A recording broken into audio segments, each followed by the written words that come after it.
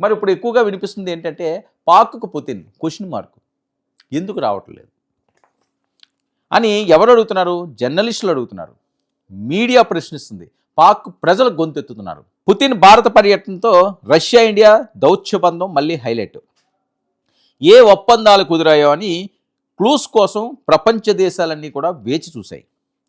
ఏ ఒప్పందాలు కుదిరాయో అందరికీ అర్థమైంది. దీంతో ఒక్కసారిగా అవాక్కయ్యారు. ఏంటి రష్యా ఏంటి భారత్కి ఇన్ని వరాలా, ఇంత అద్భుతమైన మైత్రి, అది ఎన్నో దశాబ్దాల నుంచి, ఈరోజు కాదు కదా.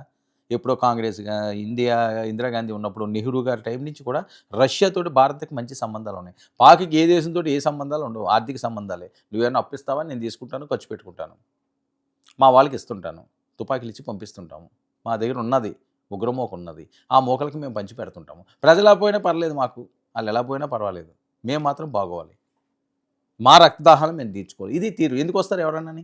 మంచోడి ఇంటికి ఎవరన్నా వెళ్తారు, చెడ్డోళ్ళ ఇంటికో లేకపోతే దొంగోళ్ళ ఇంటికో, వాళ్ళు దుర్మార్గులు అంటే ఎవడన్నా వెళ్తాడా? అదే పరిస్థితి ఈరోజు. పాకిస్తాన్ ప్రజలు ఏవి తప్పులు చేసుకోలేదు, పాలకులు చేసిన తప్పులు వాళ్ళకి శాపాలుగా మారుతాయి. సో ఇదే టైంలో పాకిస్తాన్లో అసహనం, ఆసక్తి, ఆవేదన.